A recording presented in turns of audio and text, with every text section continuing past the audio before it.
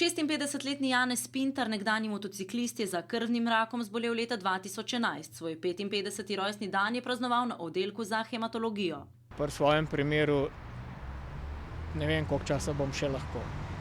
Res. Mogoče izgleda zdaj drugače, ampak lahko je zadeva v 3-4 dneh popolnoma drugače. Hematološki oddelek, kjer se zdravi, poka po šivih. V sobi je tudi do 8 pacientov, optimalno bi bilo največ 2.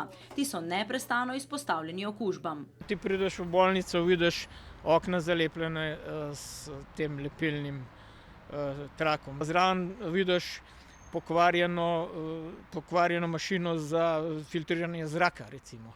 V sezoni gripe okuženih pacientov ne morejo osamiti, ker ni prostora. Tako ležijo v sobi skupaj z ostalimi. Veliko denarja torej zapravijo še za zdravila proti virusnim, glivičnim in bakterijskim okužbam. Ko sem računal recimo samo porabo antimikotikov, mislim, da damo okrog pol milijona evrov samo za profilaktične protiglivične zdravila na letnem nivoju. To je ena izmed sob na novem oddelku za hematologijo. Tu bodo sobe večinoma 1- oziroma 2-posteljne, čakamo samo še postelje in pa vso ostalo osnovno opremo.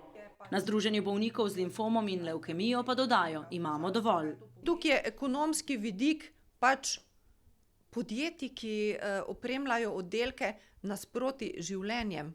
Počakali bodo le še do februarja, ko naj bi, kot je obljubil minister Gantar, zaživeli novi prostori. V nasprotnem bodo predlagali, da se o tem obvesti vso strokovno javnost, ki ima kakršenkoli vpliv, da bi se te stvari lahko končno tudi v Sloveniji premaknile na bolje. Slovenija je namreč edina evropska država, ki nima ustreznih pogojev za zdravljenje imunsko najbolj pomanjkljivih bolnikov.